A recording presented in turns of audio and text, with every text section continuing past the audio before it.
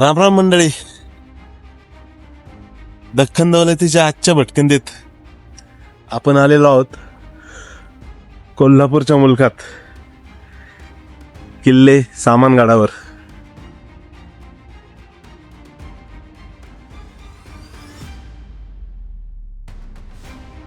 2025 आपल्या या वर्षातली आपली अखेरची भटकंती.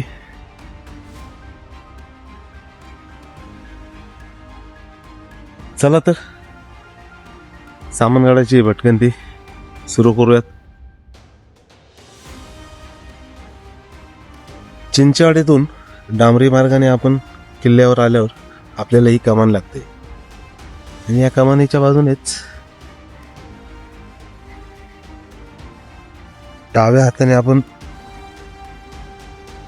वर गेल्यानंतर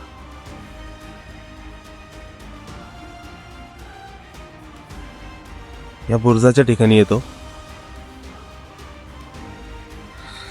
बऱ्यापैकी संपूर्ण सामानगडा कातळाने तासून काढलेला आहे. अनेक ठिकाणी बुरुज तयार केलेले आहेत कातळ तासून.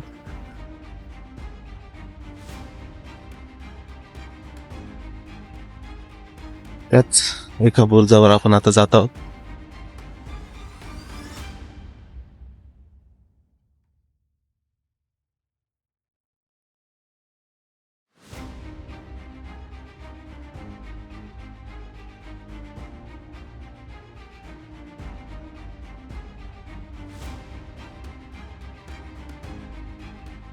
सध्या बुरुजांना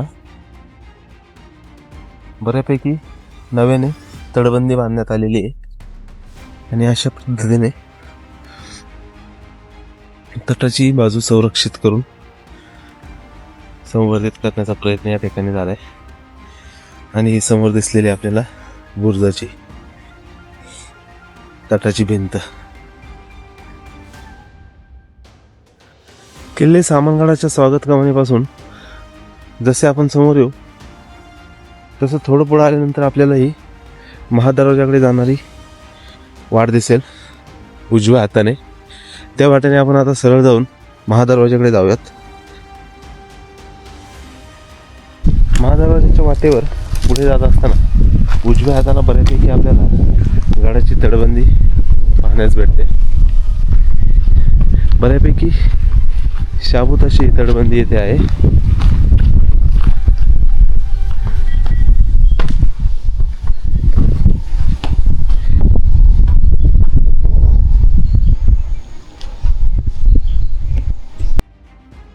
किल्ले सामानगडाचा हा समोर दिसत असलेला आपल्याला महादरवाजा, महादरवाज्यातली ही देवडी.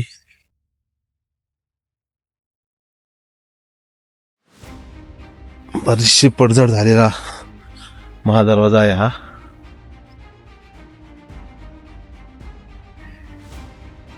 ही येणारी वाट आणि हा समोर असलेला महादरवाजा. महादरवाजाची आत्ता आपल्याला सध्या एवढी एकच बाजू पाहता येते. कोल्हापूर भागातील इतर किल्ल्यांप्रमाणेच याही किल्ल्याच्या बांधणीची श्रेय शिलाहार राजा दुसरा भोज याला दिले जाते.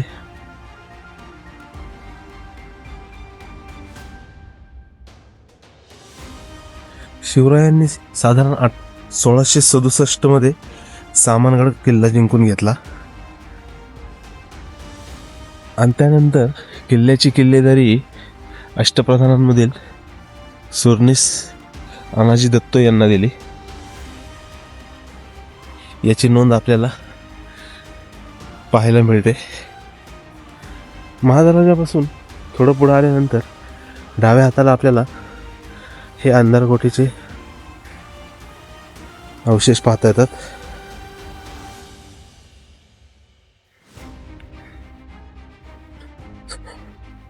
आणि हा समोर पूर्ण कातळात तासून काढलेला सुंदर असा टाक्याचा भाग. बऱ्याच विस्तारात आणि आकाराने बराच मोठा असा हा पाण्याचा तलाव नाही म्हणता ना, टाकच म्हणूयात आपण. ही अंधार कोठडीकडे जाणारी वाट आणि ह्या वाटेच्याच डाव्या हाताला असलेली ही टाक्याची जागा. चला अंधार कोठडीत जाऊयात.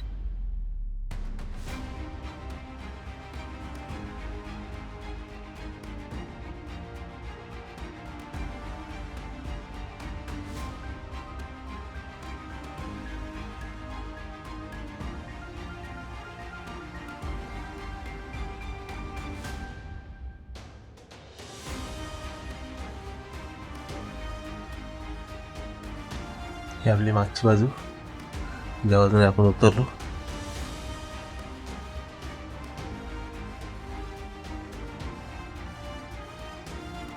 पूर्णपणे पुढे अंधार आहे. खाली कितपत जाता येईल सांगता येत नाही.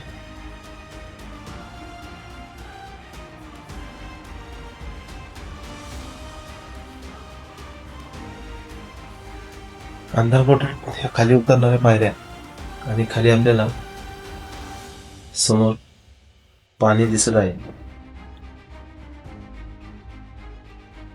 बराचसा अंधाराचा भाग आहे. टॉर्च लावूनच आपल्याला हे पाहता येईल.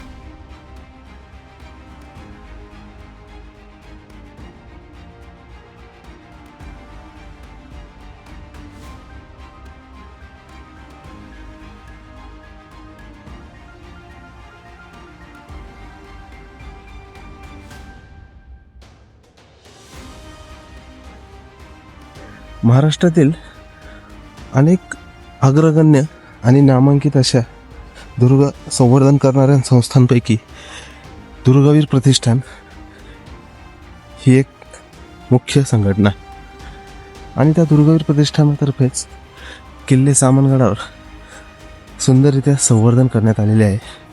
अनेक ठिकाणी माहितीदर्शक फलक, दिशादर्शक फलक सामनगडावर त्यांच्यातर्फे लावण्यात आलेले आहे, ज्यामुळे भटक्यांना बऱ्यापैकी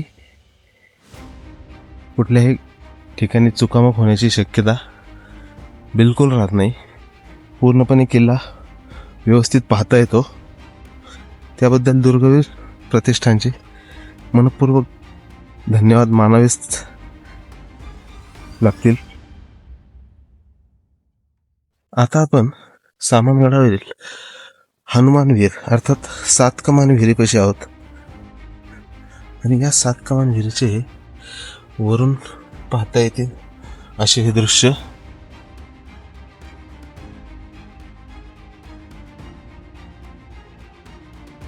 या मार्गाने आपल्याला विहिरीत खाली उतरता येते. चला तर पाहूयात. 7 कमान विहिरीचा हा भाग. सुंदर अशी पायऱ्यांची वाट.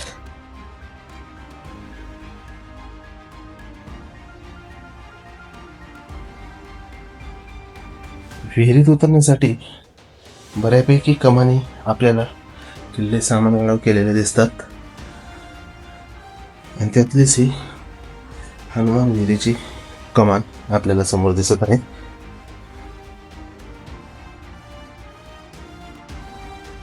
वाह, सुंदर असा आविष्कार.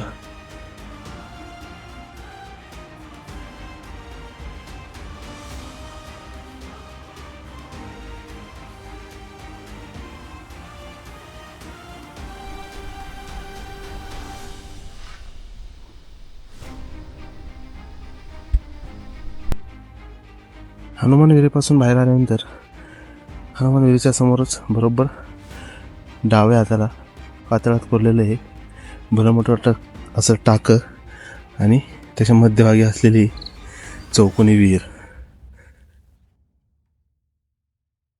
हनुमान विहीर, महादरवाजा या बाजूने आपण पुढे येऊन या सोंडी बुरुजावर येतो. बऱ्यापैकी निमुळती होत गेलेली गडाची बाजू आणि या ठिकाणी असलेला हा आपला सोंडी बुरुज.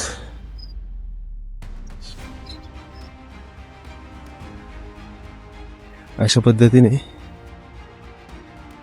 दुहेरी तटबंदी या ठिकाणी बघता येते.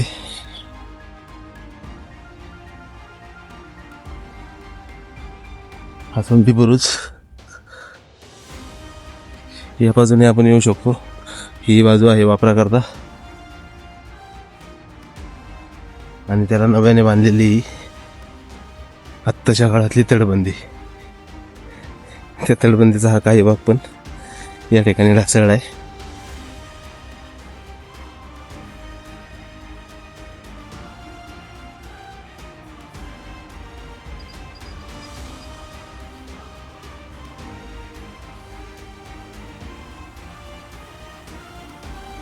सोंडी बुरुजावर बऱ्यापैकी आपल्याला सामानगडाची ही तटबंदी अशा पद्धतीने इथे पाहता येऊ शकते.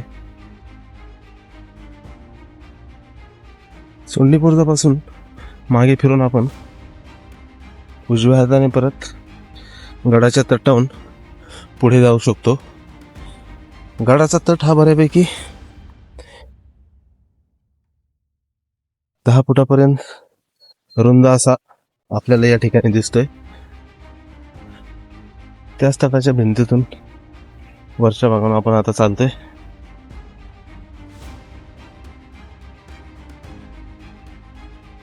तटाच्या भिंतीवरून जसजसं आपण पुढे चालत राहतो तसतसे आपल्यालाही काही ठिकाणी तटबंदी बऱ्यापैकी मोठ्या उंचीची दिसेल.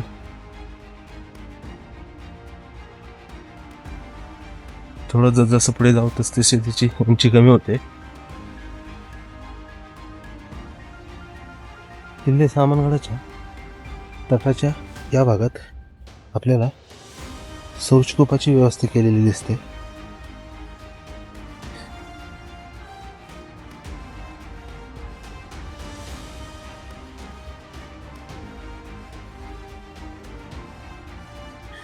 आतमध्ये बऱ्यापैकी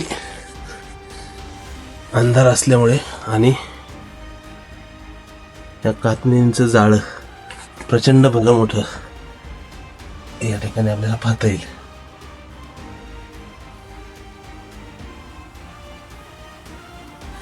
त्यामुळे आतमध्ये जाणं शक्य नाही. आपण प्रयत्न केला, पुढे अंधार असल्यामुळे काहीही पाहता येणार नाही.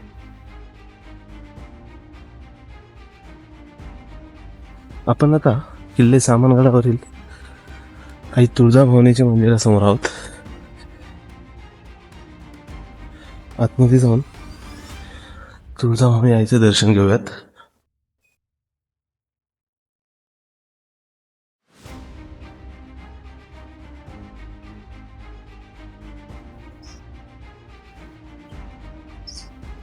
आई राजा उदो उदो.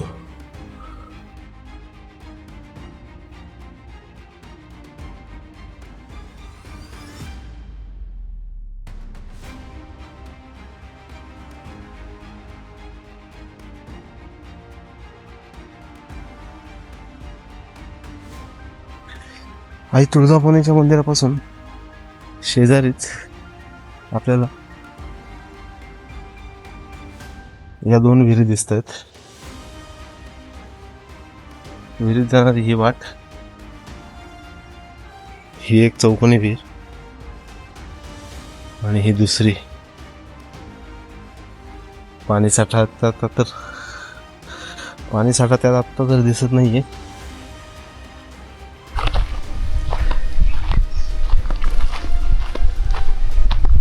शिवमंदिराकडे आपण आता जाऊयात.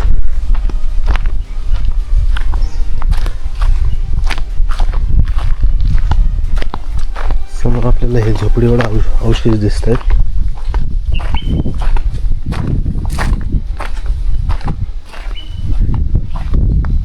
त्यामध्येच आपले हे शिवमंदिर आहे. शंभो ओम नमः शिवाय, ओम नमः शिवाय, स्वामी शंभो हर हर शंभो, जय जय शिव शंभो, जय जय शिव शंभो, ओम नमः शिवाय. सुंदर अशी छोटीशी पिंड. आई तुळजाभवानी आणि महादेव मंदिर यांपासून आपण पुढे येऊन या वेताळ बुरुजावर पोचतो.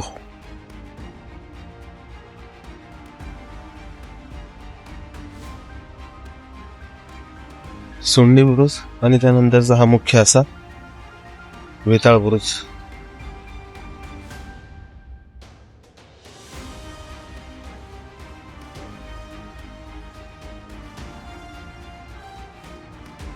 तळबंदीच्या बाजूने फिरताना आणि बुरुजांपासून खाली नजर टाकल्यानंतर बऱ्याच ठिकाणी आपल्याला हे कातळाचे सरळ असे सुरखे अनेक ठिकाणी दिसतात. ही नैसर्गिक रचना आहे किंवा काय याबाबत काही सांगता येणार नाही. तुमच्यापैकी कोणाला माहिती असेल तर नक्की कमेंट बॉक्समध्ये कळवा.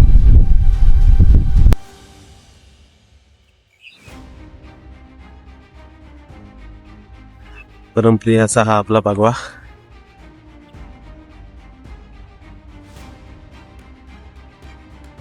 किल्ले सामानगडाच्या वेताळ बुरुजापासून पुढे आल्यानंतर किल्ले सामानगड मराठा लष्करी इतिहासाचा एक मुख साक्षीदार म्हणून उभा आहे. विशाळगड, पन्हाळा, बुदरगड आणि रांगणा यांसारख्या मोक्याच्या किल्ल्यांनी वेढलेला हा किल्ला रसद, शस्त्रे आणि दारुगोळ्यासाठी एक महत्वाचे पुरवठा केंद्र म्हणून काम करत असे. म्हणूनच त्याचे नाव सामानगड पडले, ज्याचा अर्थ पुरवठ्याचा किल्ला असा होतो. हा किल्ला मराठा सैन्याचे सेनापती प्रतापराव वगैरे यांच्या शौर्यपूर्ण बलिदानाशी देखील जोडलेला आहे. जेव्हा प्रतापरावांनी केवळ 6 सैनिकांसह बहलोल खानावर हल्ला केला तेव्हा त्यांचा तळ याच किल्ल्यावर होता.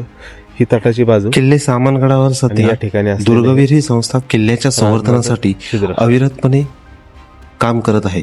त्यांचे प्रयत्न प्रामाणिक व कौतुकास्पद आहेत. पुणे बंगळूर महामार्गावरील संकेश्वर मार्गे किंवा कोल्हापूरवरून गडहिंग्लज, भुदरगड आणि चिंचेवाडी मार्फे या किल्ल्यावर आपण सहज पोहोचतो. खाजगी वाहने थेट किल्ल्यापर्यंत जाऊ शकतात. मूळ मुख्य दरवाजा सध्या नष्ट करून त्या जागी एक नवीन कमान बांधण्यात आलेली आहे. किल्ल्याचा कडा आपल्याला जांभा दगडाचा बनलेला असून अनेक ठिकाणी त्यावर कुशलतेने कोरीवकाम केलेले आहे.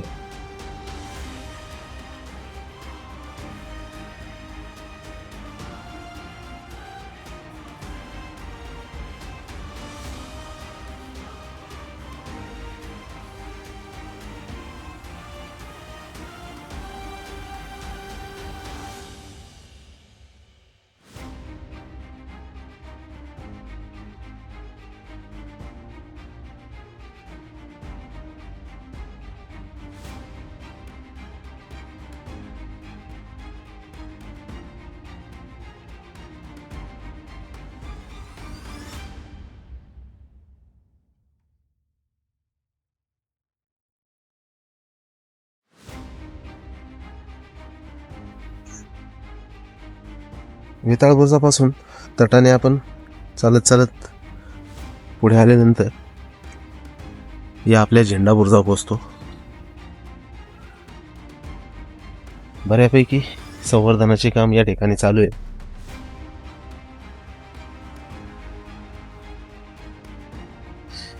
झेंडा बुरुजावरील ही झेंड्याची काठी.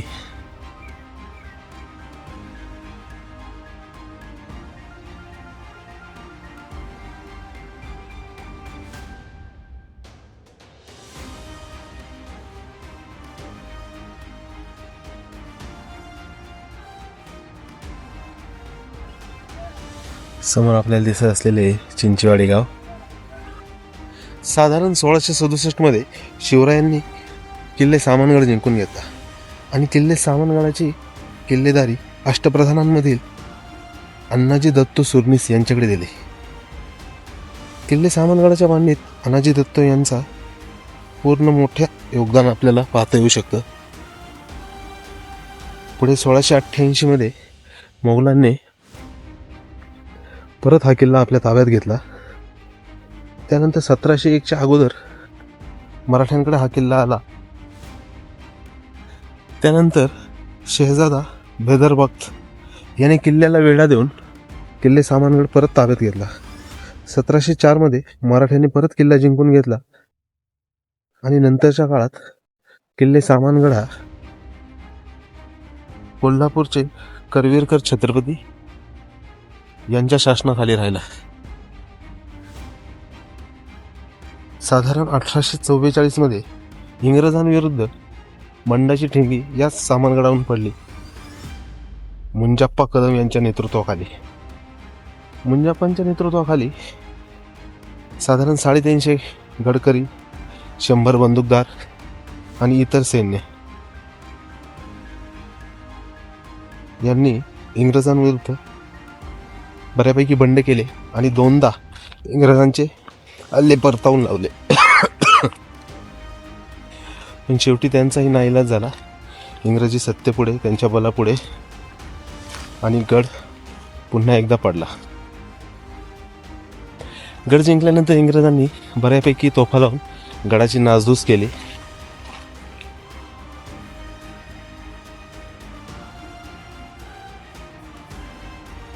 चला तर मंडळी, कोल्हापूरच्या भटकंतीतला आपला पहिला किल्ला, किल्ले सामानगड, या सामानगडाची भटकंती तुम्हाला कशी वाटली ते नक्की कळवा. खूप सुंदर असा हा किल्ले सामानगड आहे. आकाराने लहान असला तरी वास्तुअवशेष जे काय आहेत ते खरंच पाहण्यासारखे आहेत. अनेक प्रकारच्या कमानींनी सजलेल्या विहिरी आपल्याला गडावर पाहता येतील.